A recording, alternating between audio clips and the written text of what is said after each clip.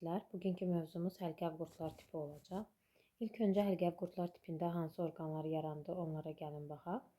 Deməli, ilk dəfə həlqəv qurtlarda qapalı qan damar sistemi yarandı, qəlsəmələr yarandı, primitiv ayaqlar yarandı, çənə əmələ gəldi, kapilyar qan damarı, çinədan, mədə, bunların hamısı həlqəv qurtlarda yarandı. Birinci həlqəv qurtlar haqqında xarakterik xüsusiyyətlərə gəlin baxaq. Sonra həlqəv qurtlar tipinin siniflərindən danışacağıq. Həlqəv qurtlar tipi həm torpaqda, həm şirin su hövzələrində, həm də dənizlərdə rast gəlinir. Bədənləri boğumdan təşkil olunmuşdu. Dəri əzələ kisəsi həlqəv qurtlarda inkişaf etmişdi və hansı əzələlər aiddir, növbəti hissələrdə deyəcəm. İlk dəfə olaraq, bayaq deyəsən bunu demədim, ikinci bədən boşluğu olan silom yaranmışdı.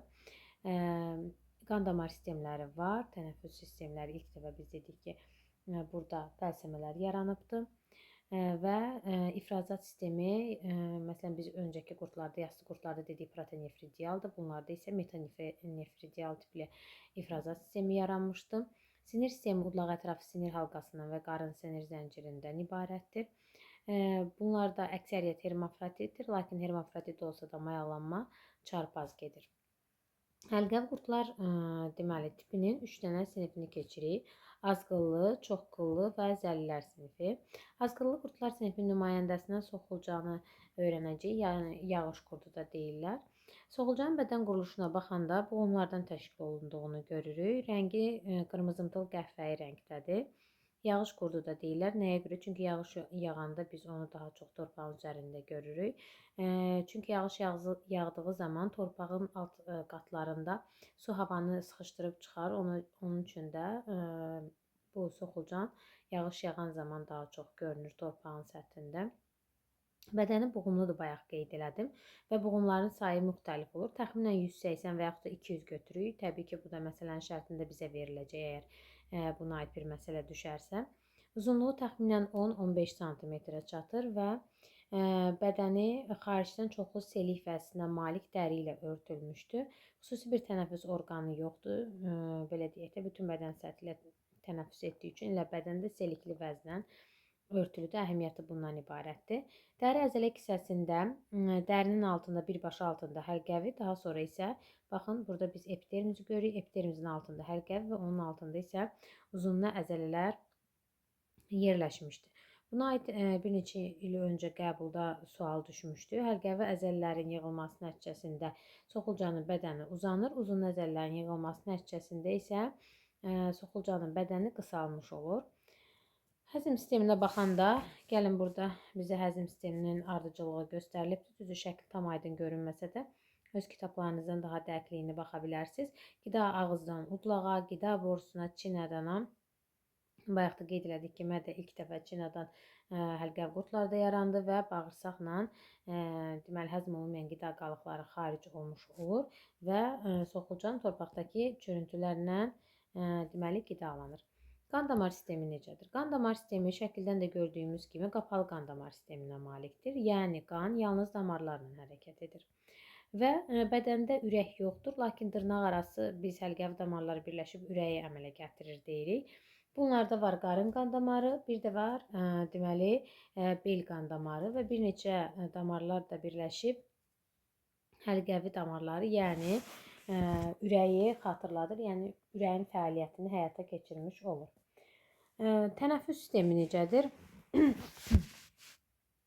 Tənəffüs sistemi, bir də onu bayaq elə dərsin əvvəlində də qeyd elədim ki, bunlarda artıq kapilyar qan damarları ilk dəfə əmələ gəlmişdi və həmin kapilyar qan damarları da biz bilirik ki, burada mübadilə baş verir. Qida maddələri, oksigen bütün bədənə kapilyarlar vasitəsilə şaxələnir və soxulcanın qanı da qırmızı rəngdədir. Tənəffüsə xüsusi bir tənəffüs orqanı yoxdur. Bütün bədən səthi ilə tənəffüs eləmiş olur. Dərisi də biz bayaq qeyd elədik ki, nəm dəri ilə örtülüdür. Bu da onun bütün bədən səthi ilə dəri etməsinə şərait yaratmış olur. İfrazat sistemi. Yassı qurtlardan fərqli olaraq bunların ifrazat sistemi protonefridial deyil, metanefridial tipdədir. Metanefridial əvvəlki biz kitablarımızda, dərsliklərimizdə yazırdı, artıq onu çıxarılıb deyə çox da mən qeyd etməyi istəmirəm. Əvvəl məsələn qeyd edirdilər ki, ilk 4 boğumunda və son 4 boğumdan başqa yerdə qalan bütün boğumlarda bir cüt metanefridilər olur.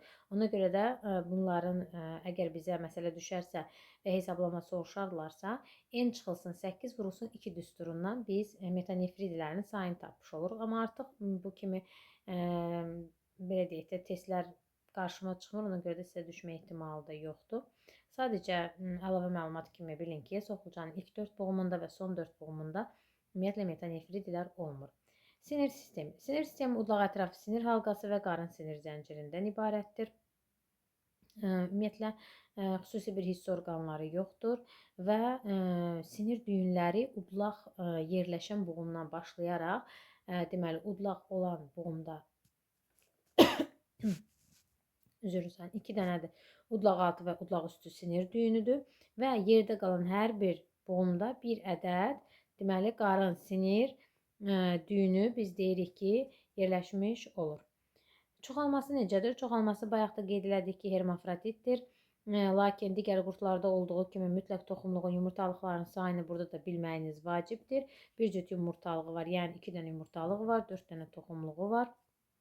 Və deməli, hermafrodit olsa da mayalanması çarpaz getmiş olur. Və deməli, burada biz dedik ki, yenə deyirəm, bunun da çoxalması haqqında əvvəlki belə illərdə suallar düşürdü. Artıq elə də suallar gəlmir. Ona görə sadəcə yumurtalığın toxumunun sayını bilsəz kifayət edir. Və deməli, burada mayalanma necə baş verir? Çoxalma vaxtı muft əmələ gəlir, bədənin arxa hissəsində, kəmər də deyirlər və həmin kəmər, mufta bədənin önünə doğru hərəkət edir və bu zaman yumurtalar onun içərisinə qoyulur və mayalanma zamanı həmin o yumurta hüceyrələr muftanın içərisində mayalanır və içərisində mayalanmış yumurta olan muftada qurdun ön tərəfindən sürüşüb çıxır kənara və baramaya çevrilir. Baramadan da bir müddət sonra cavan soxulcanlar inkişaf edir.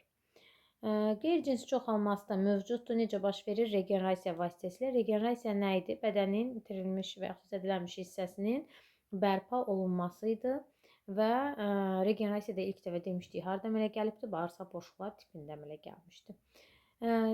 Sonra həlqəvi qurdlar tipinin dediyi 3 dənə sinfi var. Azqıllı qurdlar, çoxqıllı qurdlar və zəlilər. Azqıllı qurdları soxulcan misalında öyrəndik. Çoxqıllı qurdlardan cəmi 2 nümayəndəni nereid və qum qurdunu keçirik. Və biz bayaq qeyd elədik ki, ilk dəfə qəlsəmə yaranıbdı həlqəvi qurdlarda. Həmin qəlsəmə qum qurdunda yaranmışdı. Yəni qum qurdu qəlsəmələr vasitəsilə tənəffüs edir. Nereid isə deməli soxulcanda olduğu kimi bütün bədən səthi ilə, dərisi ilə tənəffüs etmiş olur. Buradan sizə hansı suallar gələ bilər? Nereidin tənəffüs orqanı sizdən soruşula bilər. Yəni necə tənəffüs edir? Bütün bədən səthi ilə tənəffüs edir. Qum qurdu qəlsəmə ilə tənəffüs edir. Nereidin gözləri və lamisə çıxıntılarının sayı testlərə daha çox düşən suallardandır. 2 cüt gözü var, yəni 4 ədəd gözləri var və 2 ədəd lamisə. Bu hissədə görürsünüz ki, lamisə çıxıntısı var. Bunların da bədənləri boğumdan ibarətdir. Şəkildən də görürük, bədənləri həqiqətən boğumludur. Baş, gövdə və quyruq hissələrindən ibarətdir. Zəlilər sinifindən isə tip zəlisi misalını keçirik. Yəni onun üzərindən öyrənirik bu sinifi. Xarici görünüşünə baxanda tip zəlisinin də boğumlardan təşkil olunduğunu görürük və bunlar ektoparazitlərə aiddir. 6-cı sinifin son dərslərində biz ektoparazitləri və endoparazitləri öyrənmişdik. Ektoparazit o idi ki, bədən xaricində yerləşir və parazitlik edirdi.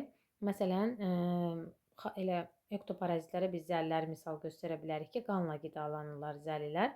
Həzm sistemi necədir? Burada ağzı görürsünüz, udlağı görürsünüz. Ümumiyyətlə, qanla qidalandığı üçün qan qida belə deyək, ağızdan udlağa, udlaqdan çinədana, bağırsağa və lazımsız maddələr də anal dəliyi vasitəsilə xaric olunmuş olur. Bunların ağızlarında bu hissədə, təxminən bu hissədə, indi bu şəkil biraz qara düşüb deyə rahat görünmür.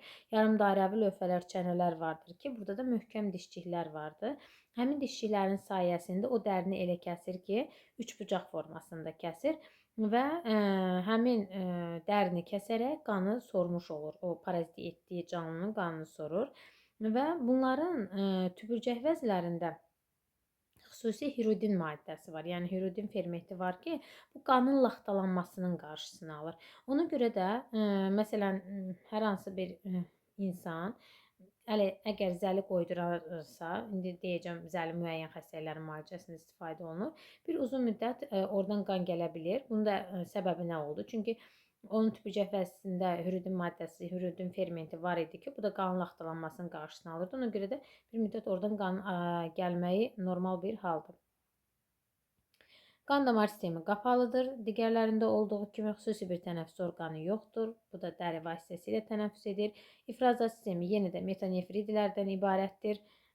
Digər deməli nümayəndələrində olduğu kimi sinir sistemi də udlaq ətrafı sinir halqasından və qarın sinir zəncirindən ibarətdir. Çoxalması necə baş verir? Çoxalması da yenə hermafroditdirlər, lakin mayalanması belə deyək də çarpaz yoluna gedir. Eynən bayaqları soxulcanda dediyimiz kimidir. Yenə bunlardan muft əmələ gəlir və muftadan da mayalanmış yumurtalardan cavan zəllilər çıxmış olacaqdır.